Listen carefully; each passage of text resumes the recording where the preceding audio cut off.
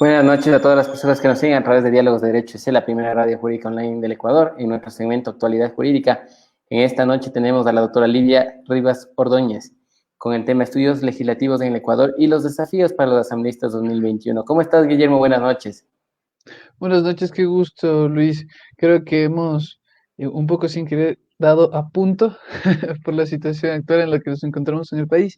Y si bien es un tema tensionante la situación política actual, no está además importante quiénes son los asambleístas, cuáles son los siguientes proyectos a los que se enfrentarán. Y qué mejor que tener a la doctora Livia Rivas, quien es una analista que ha estado muy dedicada a este tema y que nos puede dar a nivel técnico. ¿Cuáles serán los nuevos desafíos que tendrán los asambleístas? Guillermo, vamos a invitar a nuestra invitada a la plataforma. Buenas noches, doctora. Qué gusto saludarle. Qué gusto, estimado Luis, estimado Guillermo, buenas noches, cordial saludo a ustedes y a todos quienes se conectan en esta noche. Muchísimas gracias por su gentil invitación. Muchas gracias, doctora. Es importante analizar estos temas de relevancia social y sobre todo en este momento que vive el país en el cual estamos atravesando. Por tal razón, hemos decidido invitarle y le agradecemos por haber aceptado. Quiero comenzar tratando su hoja de vida. La doctora Livia Rivas Ordóñez es magíster en Derecho Constitucional de la Universidad Andina Simón Bolívar, magíster en Derecho Parlamentario y Técnica Legislativa por la Universidad de Castilla-La Mancha y en tres especializaciones de la Universidad Andina Simón Bolívar en Derecho Constitucional, en Derecho Administrativo y en Contratación Pública y Modernización del Estado. Docente universitaria, presidenta del Instituto Ecuatoriano de Estudios Legislativos, vicepresidenta del Instituto de Derecho Administrativo. También tuve el gusto de tenerla como profesora en la Universidad de los Hemisferios. Y bueno, espero que disfruten de este segmento Actualidad Jurídica y de nuestra entrevista que vamos a tratar esta noche. Guillermo, por favor, te doy la palabra. Muchas gracias, Luis. Doctora, empecemos con la siguiente pregunta, quizás incluso con más relevancia por el momento actual. ¿Cuál es su opinión acerca del momento político que estamos viviendo en el Ecuador? Me parece que es una pregunta sumamente interesante, considerando que la ciudadanía en general se encuentra a la expectativa de los resultados oficiales respecto de quién pasa la segunda vuelta en el proceso electoral, si el candidato Yacu Pérez o el candidato Guillermo Lasso. Al momento de lo que estaba revisando la PP del Consejo Nacional Electoral, pues ya hay una diferencia donde ha repuntado sobre Yacu Pérez, Guillermo Lasso, y todavía hay alrededor de 1.100 actas que están todavía con inconsistencias, de acuerdo con la última información que he verificado. Esto lo que genera es incertidumbre en la población, pues consideramos que el domingo todos estuvimos atentos a la declaración que dio la presidenta del Consejo Nacional Electoral en torno al conteo rápido, donde afirmó que estaba en segundo lugar el candidato Yacu Pérez. Frente a esto, pues obviamente con posterioridad hubo declaraciones de otros miembros del Consejo Nacional Electoral que invitaban a esperar los resultados oficiales, puesto que obviamente el conteo rápido es un muestreo, pero no toma en consideración la totalidad de las actas. Ahora nos encontramos frente a esta incertidumbre, como digo, que no solo concita el interés ciudadano, sino que ha despertado inclusive la preocupación en torno a ciertos sectores de la ciudadanía, como son los movimientos y organizaciones indígenas y aquellos movimientos que apoyan la candidatura del candidato Yacu Pérez. Entonces habrá que esperar, ojalá en el transcurso de la noche, pues el Consejo Nacional Electoral pueda darnos cierta tranquilidad respecto de quién pasa efectivamente a la segunda vuelta, y eso creo que nos tiene en expectativa a cada uno de nosotros.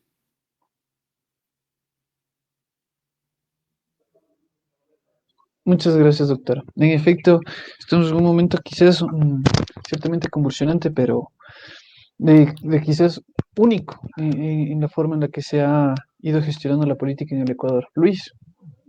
Muchas gracias, Guillermo. Doctora, quería hacer una pregunta. ¿Usted considera que la política ha sufrido una apatía en los últimos años debido a los altos índices de corrupción en el Ecuador? A mí me parece que la política ha sufrido una apatía porque nos falta legitimidad institucional, parece que falta un poco de credibilidad en la institucionalidad del Estado. Vamos al caso del Consejo Nacional Electoral.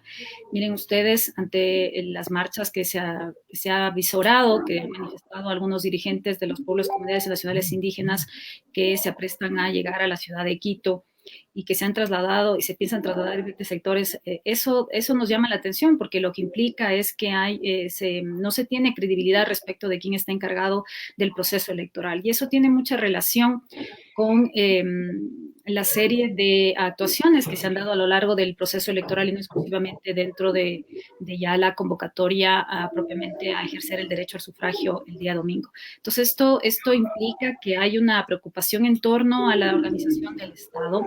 Esto obviamente deslegitima también la participación política.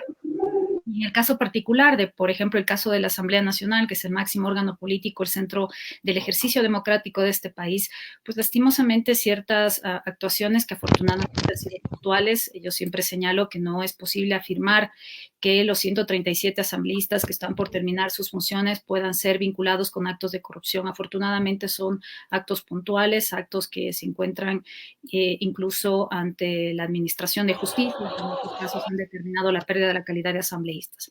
Entonces, me parece que esto sí ha debilitado definitivamente la imagen de la Asamblea y adicionalmente, en esta época de pandemia, que se han descubierto ciertas actuaciones irregulares en torno a la contratación de insumos médicos y todo eso ha desprestigiado la imagen de la función pública en general. Entonces, eso definitivamente nos llama a la reflexión, cómo recuperar esta naturaleza del servicio público como tal, que es cuando uno asume un cargo público, entrar a servir al ciudadano y no servirse del cargo para provecho propio. Todo esto definitivamente ejerce un llamado profundo, sobre todo en los jóvenes, para quienes la política parecería algo de totalmente lejano. Sin embargo, yo creo que el nuevo reto de la Asamblea Nacional es conectar con los ciudadanos, sobre todo conectar con los jóvenes, informarles qué es lo que hace la Asamblea Nacional y hacerles copartícipes de todas aquellas decisiones que se adopten y que necesariamente pueden llegar a influir en sus vidas, como por ejemplo los temas relativos a la educación, al empleo, entre otros aspectos. Entonces, me parece que también hay que generar un poco de preocupación cívica en torno a la participación en la política. Debemos dejar de ser tan convencidos del ejercicio democrático en las urnas cada 4 años exclusivamente y pasar a ejercer una ciudadanía activa. Es decir, que el momento en que nosotros ya hemos elegido a los nuevos asambleístas y tengamos próximamente el nuevo presidente de la República, pues tenemos que entrar en un proceso no de cruzarnos los brazos y esperar los próximos 4 años, sino de ejercer un control permanente exigiendo rendición de cuentas de las actividades que realizan nuestros máximos representantes. En la medida en que vayamos fortaleciendo nuestro ejercicio de participación ciudadana, con seguridad muchos más jóvenes, hombres y mujeres, van a querer vincularse a la política y prestar esta actividad de servicio a la ciudadanía. Muchas gracias, doctora. Y qué importante ejercer esa ciudadanía activa. Vemos que la sociedad como tal es un poco pasiva, no se involucra con el cambio, no se involucra con las buenas decisiones, siempre están apoyando. Dicen, no, es que ha robado, pero ha hecho obras, y esa concepción errada conlleva que el país retrase y no prospere de alguna manera. Entonces, es algo que se debe criticar y como sociedad ya inculcar a los pequeños que la honradez, los valores y sobre todo la rectitud para que de esa manera sean los futuros políticos del Ecuador que aporten positivamente. Entonces, con esto, ¿alguna palabra, Guillermo, me querías decir? Sí, o sea, justo quería decir que en esa misma, más bien apreciación de la respuesta que usted dio, doctora, encuentro muy interesante lo que usted dice. O sea, a pesar de que son temas puntuales, la institucionalidad es lo que está generando la falta de institucionalidad o la relación de la corrupción con la institucionalidad es lo que genera, por un lado, la apatía y otra cosa es el llamado a la ciudadanía a ejercer mayor participación política. No solo creemos que el derecho electoral y el ejercicio político es solo el voto, cuando realmente sabemos que no, que somos veedores de nuestra democracia. Entonces, más bien en ese sentido, es un destacar de que son complementarios. Si nosotros queremos fortalecer institucionalidad, tenemos que tomar acción participativa ciudadana, si no me equivoco. Así es, si nosotros revisamos los derechos de participación que están contenidos en la Constitución, vamos a encontrar que el sufragio es uno, elegir, está el ser elegidos también, pero también hay otro tipo de ejercicio de derechos ciudadanos, como por ejemplo el participar en los asuntos de interés público. Este participar en asuntos de interés público es, por ejemplo, participar en la gestión pública cuando se consulta al ciudadano respecto de la ejecución de determinadas políticas públicas, cuando se invita inclusive en la Asamblea Nacional a opinar, tal vez muchas de las personas que que nos están escuchando no conocen que de acuerdo con la Ley Orgánica de la Función Legislativa es obligación de las comisiones especializadas los primeros 15 días en que se encuentra tramitando en primer debate, se convoque a la ciudadanía para escuchar sus observaciones. Entonces, a veces la ciudadanía no conoce. Hay muchos estudios respecto a la participación ciudadana que señalan que es muy difícil que el ciudadano a título personal decida participar. Por eso suele pasar que van a la Asamblea Nacional y en general a organizaciones, instituciones del sector público donde se requiere opinión representando organizaciones, a sindicatos, a federaciones, a corporaciones en general, pero no a título personal. Y obviamente hay ciertos estudios que se han realizado respecto de qué áreas interesa a la ciudadanía participar. Por ejemplo, no todo lo que se tramita en la Asamblea Nacional es de interés de la ciudadanía, pero por ejemplo, cuando en la Asamblea Nacional se debaten leyes vinculadas con los derechos de los trabajadores, vinculadas con el ámbito económico, vinculadas con la salud, vinculadas con la educación, estos son temas que definitivamente despiertan muchísimo interés de la ciudadanía y que buscan participar, no solo a través de las comisiones especializadas con observaciones, sino también que quieren ser escuchados en comisiones generales al interior de las comisiones, inclusive en el Pleno ante los 137 asambleístas. Hay otros mecanismos de participación ciudadana que también somos de vez en cuando invitados a participar, por ejemplo, cuando existen las consultas populares o cuando existen referendos aprobatorios de temas vinculados con reformas constitucionales, son otros mecanismos de participación ciudadana.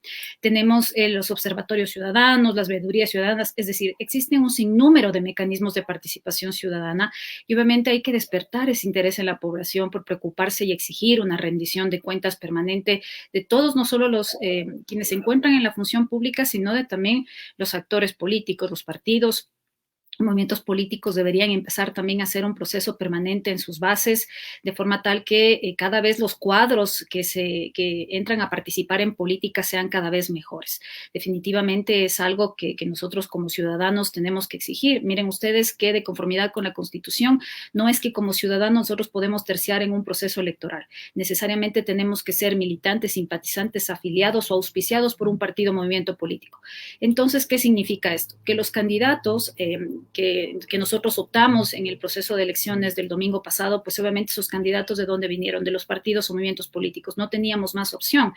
Entonces son los partidos o movimientos políticos los que nos tienen que dar las mejores alternativas para que los mejores ciudadanos, que estoy segura que existen hombres y mujeres destacados, honestos, transparentes y comprometidos con el país que requieren y que aspiran a tener una posición de ejercicio en un cargo de elección popular. Entonces, hay que generar todas estas oportunidades y todas estas alternativas, invitar a la ciudadanía a participar. Sin embargo, siempre hay aspectos que desincentivan la participación. Por ejemplo, hay estudios que señalan que se desincentiva la participación cuando una persona, por ejemplo, tiene que pedir permiso en el trabajo para para presentar sus observaciones o participar, o pedir vacaciones. Todo eso desincentiva la participación. Entonces, hay que mejorar los mecanismos que existen. La Asamblea Nacional tiene, si ustedes revisan la Ley Orgánica de la Función Legislativa, que entrará en vigencia en su mayor parte el 14 de mayo de este año, pues ha establecido mecanismos como el Parlamento Abierto, donde se invita a la ciudadanía a revisar lo que pasa en la Asamblea, a enterarse y busca una co-creación permanente con la ciudadanía sobre las leyes. Entonces, existen muchísimos mecanismos. Lo que hay que hacer es que se difunda en la ciudadanía para que escojan en cuál de ellos desean ejercer un ejercicio activo de la ciudadanía. Muchas gracias, doctora. Y contigo, Guille, tú tenías una Pues pregunta con la doctora. sí, ¿usted considera que los asambleístas han desempeñado un trabajo activo en los últimos años? Primero, antes de esta pregunta, ¿cuál es el rol de un asambleísta en principio? Porque creemos que nosotros quizás para la ciudadanía en general, es solo votar en asamblea para aprobación de leyes o la propuesta o ser parte de uno de los miembros especializados de los comités para resoluciones y presentaciones de proyectos puntuales. Pero ¿existe algo más sobre el ejercicio del trabajo del asambleísta a lo largo del año? Bueno, el rol principal del asambleísta es legislar y fiscalizar. Por eso ustedes recordarán que en la campaña electoral, cuando habían algunos candidatos que ofrecían, por ejemplo, construcción de carreteras, de puentes, obras de infraestructura o determinadas ofertas de campaña, pues estas no tenían relación alguna con el objetivo principal que tienen los asambleístas, que es legislar y fiscalizar. Y en esa línea, en el ámbito legislativo, pues obviamente aprobar las leyes, aprobar el presupuesto general del Estado, aprobar tratados internacionales. En el ámbito fiscalizador, pues ejercer un control permanente, de ser el contrapeso del Ejecutivo para vigilar un uso adecuado de recursos públicos, a actuaciones del Ejecutivo que estén vinculadas con la observación estricta de la ley, de la Constitución. Esto es básicamente el rol del legislador, legislar y fiscalizar. Y en esa línea, pues la Constitución y la Ley Orgánica de la Función Legislativa, pues ha desarrollado una serie de competencias, pero que están vinculadas exclusivamente a estos dos roles fundamentales. Y la otra pregunta era si han desempeñado un rol activo en estos años. Miren, hay algo interesante que sería bueno analizar. Si ustedes revisan los 3 periodos legislativos, que era del 2009 al 2013, 2013 al 2017 y 2017 al 2021, que está por terminar, pues vamos a ver que ha habido marcadas diferencias en los 3 periodos legislativos. Los 2 primeros periodos legislativos a los que me refería, 2009, 2013 y 2013, 2017, tuvieron un énfasis en la aprobación de las leyes. Muy poco se podía hablar de fiscalización y eso también tenía mucho que ver con la composición del Parlamento, donde el gobierno tenía una mayoría parlamentaria en el Parlamento. Miren que desde 2009 al 2013, si bien no alcanzaron la mayoría absoluta, faltaban muy pocas curules para tenerla, 3 asambleístas y se tenía ya la mayoría absoluta, considerando que en el año 2009 solo eran 124 asambleístas. 137 asambleístas, bueno, ya empezó desde el 2009 y se mantiene hasta ahora. Y en el año 2000, en el segundo periodo legislativo, 2013-2017, eran 137 asambleístas, dentro de los cuales el movimiento que representaba el partido de gobierno, pues tenía 100 curules solos. Y en este periodo legislativo, si bien llegaron con la mayoría absoluta, pues en el camino todos sabemos que han habido algunos temas políticos que los han alejado, pero si ustedes ven el énfasis que podemos encontrar sin que se haya descuidado la aprobación de las leyes, también ha habido un énfasis fiscalizador. Han habido una serie de procesos de fiscalización y control político al interior del Parlamento, se han hecho juicios políticos en un número que supera definitivamente los 2 periodos legislativos anteriores en que prácticamente no se realizó y hubo un mayor énfasis en la aprobación de las leyes. Y sin embargo, si ustedes analizan la credibilidad, ustedes dirían, bueno, en los 2 periodos legislativos anteriores, mucho la ciudadanía decía fiscalización, control político, ¿por qué no lo hacen? Se han dedicado a la aprobación de las leyes. En este periodo legislativo, la Asamblea Nacional sí ha hecho leyes, pero también se ha dedicado al rol fiscalizador y lastimosamente los niveles de credibilidad y de aceptación de la Asamblea se han reducido drásticamente. Esto es algo que no ha pasado en 3 periodos legislativos. Las 2 asambleas anteriores terminaron en porcentajes de 45 a 50% de aceptación y en este periodo legislativo, en cambio, llegan a niveles del 2-3% que son lamentables porque obviamente es el centro, como yo les decía, democrático de este país y obviamente estos 2 roles sí se han ejercido durante estos 4 años de este periodo legislativo. Sin embargo, no existe una fórmula eficaz para poder determinar qué es lo que hace que un parlamento termine con el mayor nivel de aceptación ciudadana. Definitivamente yo creo que el gran reto que tienen los próximos legisladores es conectar con la ciudadanía.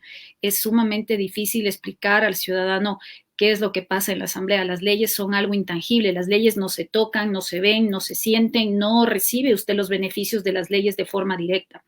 Es diferente lo que pasa con un alcalde o con un prefecto, un alcalde que hace, yo que sé, arreglo de los parterres o temas al interior de la ciudad, arregla un parque, pone un monumento, es algo visible, algo palpable, algo que uno puede gustarle, no gustarle, pero que está ahí. En el tema legislativo, pues las leyes, como les digo, no son algo que la ciudadanía pueda beneficiarse directamente y de ahí uno de los mecanismos que se está implementando en la Asamblea Nacional y que tiene que ver con la evaluación, el seguimiento y la evaluación de las leyes.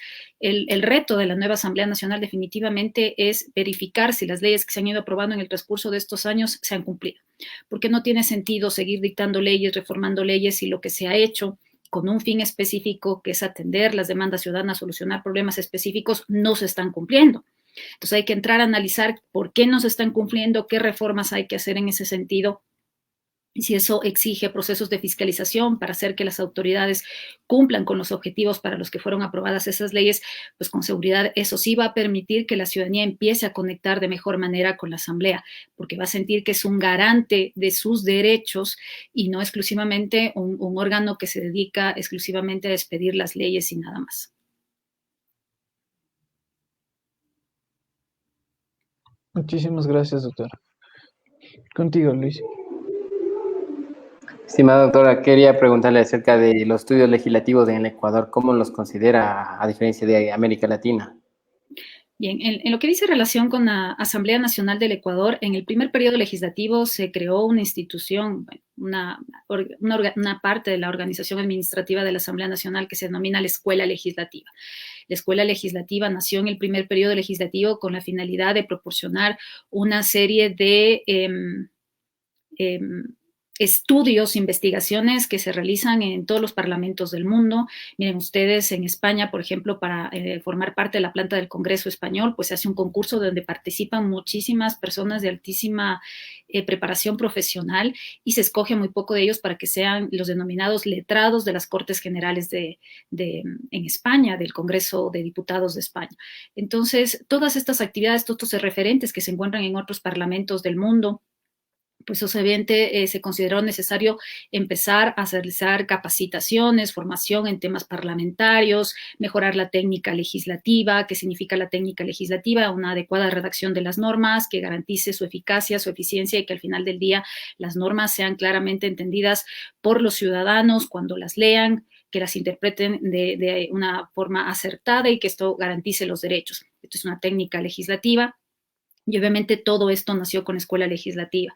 Y hay otros parlamentos, por ejemplo, en España existe una fundación que se llama Manuel Jiménez Abad de las Cortes de Aragón de España, que es un instituto de estudios parlamentarios que también difunde todos estos temas vinculados con el derecho parlamentario, con la formación parlamentaria en España, y obviamente tiene algunos convenios inclusive con la Asamblea Nacional del Ecuador. En el primer periodo legislativo se impulsó muchísimo la capacitación en estos temas con expertos españoles que vinieron a proporcionar información. De igual manera, en el segundo periodo legislativo se hizo una serie de convenios, sobre todo en el tema del técnica legislativa y formación parlamentaria, y eso motivó que en el segundo periodo legislativo se expidan algunos manuales, el manual de técnica legislativa de la Asamblea Nacional, que es de libre acceso en la página web de la Asamblea Nacional, el manual de práctica parlamentaria, de igual manera que es de libre acceso en la Asamblea Nacional, el tratado de codificación de las leyes, igual de libre acceso, y un próximo manual que está por salir, que se denomina el manual de seguimiento y evaluación de las leyes, donde se establece una metodología que ha nacido en este proceso, este periodo legislativo, con la finalidad de entrar a verificar la eficiencia y la eficacia de las normas. Es decir, si se están o no cumpliendo, se están verificando todos esos supuestos que previó el legislador cuando redactó la norma, cuando la aprobó, y si efectivamente está o no cambiando la vida de los ecuatorianos las normas que se están aprobando al interior de la Asamblea. Entonces, este es un manual también que recoge experiencias de parlamentos como es el chileno, en donde hay un desarrollo en este tema ya de varios años, hay una experticia, inclusive vinieron expertos chilenos a la Asamblea Nacional a poder transmitir su experiencia en el ámbito de la evaluación ex post de las leyes. De igual forma, en otros parlamentos, este tema de la evaluación legislativa ex ante y ex post está desarrollado en España, entre otros referentes que sirven al Parlamento ecuatoriano. En el caso del Ecuador, yo personalmente presido una fundación que es el Instituto Ecuatoriano de Estudios Legislativos, que está orientado a desarrollar una serie de capacidades en aquellas personas que les interesa esta área del derecho tan importante que es el derecho parlamentario y que invita a participar activamente en el proceso de formación de las leyes. De hecho, a nivel de los estudios, muchas gracias por proyectarlo en la pantalla, nosotros convocamos abiertamente y de forma gratuita a participar en un proceso de formación parlamentaria que empezó el 26 de septiembre del año pasado y culminó este 15 de enero del año pasado con apoyo de la Asamblea Nacional, de la Fundación Manuel Jiménez Abad de las Cortes de Aragón, España y del Instituto, donde se realizó una capacitación, como les digo, que duró desde el 26 de octubre hasta el 15 de enero de este año, donde se tuvieron clases online a través de una plataforma de Moodle, donde se vieron todos los temas vinculados en 5 módulos, vinculados con la función legislativa, y adicionalmente se complementaron con sesiones de Zoom, donde se invitaban a expertos sobre determinados temas que estaban dentro de la malla de formación. Tuvimos 300 personas interesadas. Uno diría, bueno, esto solo les interesa a quienes trabajan en la asamblea o a los asesores o asambleístas, pero por el contrario, hay mucho interés de la ciudadanía por aprender estos temas. En su mayor parte tuvimos entre las personas que decidieron formar parte del programa, que fueron becados en su totalidad, jóvenes, tuvimos muchísimos jóvenes hombres y mujeres, tuvimos candidatos asambleístas, tuvimos ciudadanos, tuvimos abogados, tuvimos sociólogos, tuvimos ingenieros, tuvimos todas las ramas de la profesión que les interesaba conocer de mejor manera qué es lo que pasaba en la asamblea, por qué se hacían las leyes, y muchos de ellos decían, bueno, esto yo no lo sabía, no me imaginaba que las cosas eran así, no me sabía que había todo un proceso de esta naturaleza, y despertó muchísimo interés. De estas 300 personas, pues nosotros lo único que les pedimos es que se comprometan a terminar con todo el proceso de formación hasta el final, porque también tenían que rendir pruebas de evaluación para pasar de un módulo a otro, y pues 150 personas se comprometieron a terminar, y casi 150 personas, alrededor de 120, terminaron aprobando todas las pruebas, las evaluaciones y participando en todas las actividades que se les exigía, y realmente eso nos ha demostrado que sí existe interés en este país por profundizar en estas áreas del conocimiento tan importante. Entonces, nada más que en este tema creo que hay una preocupación permanente a nivel de la Asamblea Nacional. También con los nuevos asambleístas se pretende hacer un proceso de formación, obviamente voluntario. Es una invitación a los nuevos asambleístas, sobre todo en los temas relacionados con la nueva ley orgánica y la función legislativa, que ha habido una serie de reformas que entrarán en vigencia a partir del 14 de mayo de este año, y lo que tiene que ver con la organización administrativa de la Asamblea Nacional. Por ejemplo, algún tema tan importante como es el voto electrónico. En la Asamblea Nacional, pues los asambleístas tendrán que registrar sus huellas dactilares, los nuevos asambleístas, para que puedan ejercer el voto electrónico a través de sus curules electrónicas, el uso de firma electrónica, entre otros aspectos que son tan importantes que deben conocer los nuevos asambleístas. Entonces, todos estos temas, pues se ha planificado hacerlo con apoyo, con un aval académico, y que ha sido en iniciativa de la Asamblea Nacional con la finalidad de proporcionar todos aquellos elementos de juicio a los nuevos asambleístas que les permitan ejecutar de mejor manera sus labores.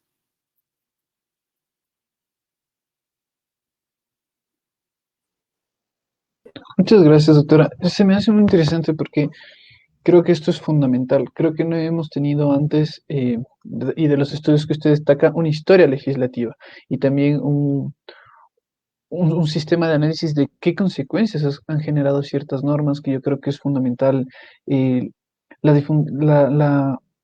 que esto sea difundido a nivel público, que como usted dice, hay mucha gente con mucho interés en la participación política, pero antes no ha tenido los mecanismos, y esta acción social es, creo yo, fundamental, porque también permite la imparcialidad eh, ante las instituciones públicas. Contigo, Luis. Muchas gracias, Guillermo. Es importante analizar también los desafíos para los nuevos asambleístas. ¿Qué nos diría al respecto, estimada doctora? El primer gran desafío es llegar a los acuerdos políticos necesarios el 14 de mayo de este año, que permita designar a las máximas autoridades de la Asamblea Nacional.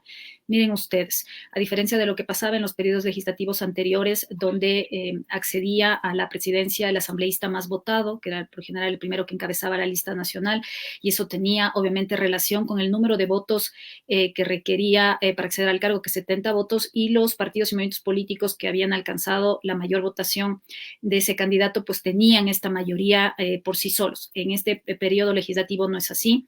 Ninguna fuerza política, ningún movimiento o partido político tiene por sí solo la mayoría absoluta, que equivale a 70 votos. Eso implica que van necesariamente a tener que hacer acuerdos. Entonces, el primer gran reto es generar una serie de consensos y acuerdos al interior del Parlamento que permitan garantizar de entrada la institucionalidad de la Asamblea Nacional con miras a afrontar este periodo legislativo. El segundo gran reto tiene que ver con recuperar la credibilidad de la Asamblea Nacional. Eso va a ser el resultado del trabajo del trabajo que ejerzan los legisladores, tanto aprobando las leyes que son necesarias para solucionar los grandes problemas del país y que siempre son los mismos: el desempleo, la crisis económica, solventar la necesidad de temas de salud, de educación, entre otros aspectos. El tercer desafío es ser un contrapeso eficaz del Ejecutivo. Una Asamblea Nacional tiene que ejercer este peso y contrapeso con el Ejecutivo, de forma que garantizar que la gestión del Ejecutivo también sea pegada a derecho y libre de corrupción. Una administración pública transparente que implique un uso adecuado de recursos públicos y que el Parlamento esté pendiente de que así sea. Tiene que garantizar cumplir de mejor manera, pues obviamente este rol que es legislar y fiscalizar. Otro reto tiene que ver con lo que yo les decía hace un momento y que ya me he referido en varias ocasiones. Tiene que encontrar mecanismos nuevos y mejores para conectar con la ciudadanía, para que la ciudadanía pueda entender qué es lo que pasa al interior del Parlamento, por qué pasan las cosas que pasan, que a veces es tan difícil de explicar y solo generan cuestionamientos, y mucho de lo que pasa al interior de la Asamblea está atado a procedimientos que tienen que observar. Son leyes las que marcan ciertas rutas de cómo se aprueban las leyes, de por qué se hace una cosa o no se hace, está establecido en la Constitución y en la ley. Sin embargo, es muy difícil explicar a la ciudadanía por qué suceden las cosas o por qué terminan aprobándose las leyes de determinada manera o archivándose. Entonces, hay que generar una permanente comunicación interactiva entre los ciudadanos, como sucede en otros parlamentos del mundo, donde no solo la comunicación es de una sola vía. ¿Qué significa esto? No es suficiente que la Asamblea Nacional informe, publique, difunda. Es necesario que exista una de contraparte de la ciudadanía, con la finalidad de que se pueda conocer qué opina la ciudadanía de lo que pasa al interior de la Asamblea Nacional. Tiene que haber un feedback por parte de la ciudadanía con los asambleístas, con la organización en conjunto, y para eso se han generado espacios que también hay desde hace algún tiempo. Existe a nivel de la Asamblea Nacional una unidad que se llama de participación ciudadana, que lo que busca es conectar a través de las diversas casas legislativas que existen alrededor del Ecuador a la ciudadanía, para que participen, para que vayan a mesas, a talleres, a foros, presenten observaciones, transmitan sus preocupaciones a los asambleístas. En la práctica es muy difícil uno acceder al asambleísta. Uno diría, pero ¿cómo le digo al asambleísta? ¿Cómo opino? ¿Cómo hago? Entonces hay que generar todos esos mecanismos para que sea muy fácil para la ciudadanía acceder, en primer lugar, al asambleísta que represente en su provincia. Por ejemplo, si alguien pertenece a Pichincha, lo ideal sería poder encontrar un mecanismo para ir ante el asambleísta que representa su provincia, al asambleísta por el que votó en este proceso que acabamos de pasar, y poder decirle, mire, esta es mi preocupación. ¿Será que esto se resuelve con una ley? ¿O qué será lo que conviene hacer para solventar este problema, que no es mío, sino que es de un colectivo, que es de la ciudadanía en general? Entonces, todas estas series de mecanismos es un reto muy grande que tiene que tener el nuevo periodo legislativo. Y sumado pues a esto, en el supuesto de que se lleguen a detectar actos de corrupción, definitivamente tiene que activarse inmediatamente este comité de ética que fue creado en las reformas de la Ley Orgánica de la Función Legislativa, y que implica que en caso de que los asambleístas incurran en prohibiciones establecidas en la Constitución, pues tengan que ser analizadas estas conductas por el comité de ética, y en caso de determinarse que se han cumplido estos presupuestos, pues llevarlos ante el Pleno para que sean sometidos a votación estas actuaciones, y de determinarse pues pierdan la calidad de asambleístas. Esperemos en todo caso que esto lo que ejerce es un efecto disuasivo. Las normas no necesariamente están creadas para que se apliquen las sanciones, sino para que ejerzan un efecto disuasivo con miras a que las normas también de esta manera se cumplan, y garantizar una serie de principios y valores que se han establecido en la Ley Orgánica de la Función Legislativa, que se han introducido reformas. Por ejemplo, ahora los asambleístas tienen que hacer una declaración de intereses, y van a tener una serie de obligaciones adicionales a más de las que ya tenían antes de la vigencia de esta ley. Va a implicar un ejercicio permanente de rendición de cuentas de los asambleístas. Entonces, todos esos factores, sin lugar a dudas, van a permitir legitimar el rol del legislador en el próximo periodo legislativo. Muchas gracias, doctora. Contigo, Guillermo. Pues, doctora, muchísimas gracias. Solo para finalizar, ¿cuáles son las conclusiones que usted recomendaría a quienes nos sintonizan el día de hoy? ¿Cuáles son los temas finales con los que quisiera hacer énfasis? Porque, bueno, con los desafíos para nuevos asambleístas lo tenemos más claro, necesitamos más actividad de parte de ellos, y los proyectos, como usted dice, de participación ciudadana, fomentarlos, aumentarlos, ganar credibilidad. Es mucho trabajo en 4 años, pero esperamos que se pueda hacer. ¿Cuáles serían sus conclusiones finales? Mis conclusiones finales serían, primero, agradecerles por su bondad de invitarme. Me parece que es un espacio genial y les felicito por generar esto que nos invita a todos los ciudadanos a preocuparnos por diferentes temas, no solo vinculados con el derecho, sino con todo aquello que despierta interés en la ciudadanía. Me parece que, nuevamente, lo más importante a conclusión es ser ciudadanos activos. No nos conformemos exclusivamente con sufragar. Preocupémonos luego de que ya se declaren los resultados oficiales, pues de participar activamente en los diferentes espacios que se presentan. Miren ustedes que en los gobiernos autónomos descentralizados también existe la silla vacía, es decir, que no solo es en las leyes donde estamos invitados a participar, debemos ser responsables también de lo que pasa en nuestra localidad, en nuestro barrio, en nuestro edificio, en nuestra comunidad, en los temas más cercanos. Eso definitivamente es un factor importante. Empecemos a ubicar espacios en los que podamos contribuir desde nuestras áreas de conocimiento.